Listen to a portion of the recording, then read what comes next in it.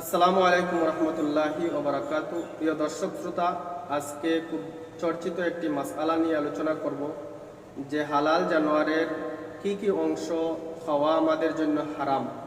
তো ফুকাহায়ে কেরামগণ ফতোয়ায়ে শামির মধ্যে, ফতোয়ায়ে হিন্দিয়ার মধ্যে এবং ফতোয়ায়ে বাদায়ুস সানায়ের মধ্যে, ফতোয়ায়ে রেজুয়া শরীফের মধ্যেও উল্লেখ করেছেন। যারা ইসলামের অনেক বড় বড় স্কলার, ওনারা কুরআন এবং হাদিসের রোশনিতে বলেছেন যে হালাল জানোয়ারের 7টি অংশ খাওয়া হারাম। এর মধ্যে প্রবাহিত রক্ত, অন্ধকোষ এবং পুরুষ এবং মহিলা অর্থাৎ বলদ অথবা গাই, এই সমস্ত জানোয়ারের লজ্জাস্থান, এগুলা পিত্ত, মাংসগ্রন্থি এবং মূত্রতলি, এগুলা হারাম। তো এই হারাম এর মধ্যে বিশেষ চর্চিত হয়ে গেছে যে অন্ধকোষ খাওয়া জায়েজ। কেউ কেউ এইভাবে এটা জায়েজ বলতেছে যে সৌদি আরবে এটা বিক্রি হয় তাই বলে এটা জায়েজ। আসলে এটা শুদ্ধ মত নয়, কারণ এখন বর্তমান সৌদি আরবে মদ বিক্রি হইতেছে। তো যদি মদ বিক্রি হয় তাহলে কি মদ জায়েজ হয়ে যাবে?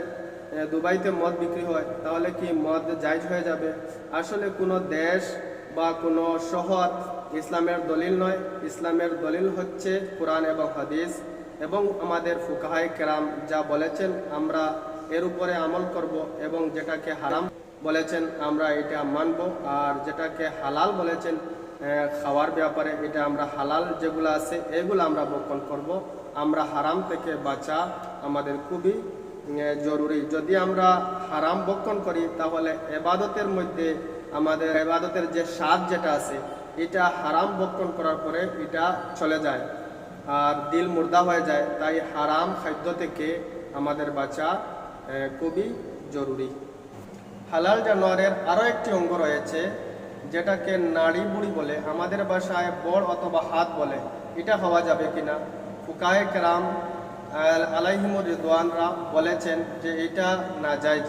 কেননা পবিত্র কোরআনে কারীমের মধ্যে আল্লাহ তাবারাকা ওয়া তাআলা ইরশাদ করেছেন ওয়া ইউহাররিমু আলাইহিমুল খাবাইস।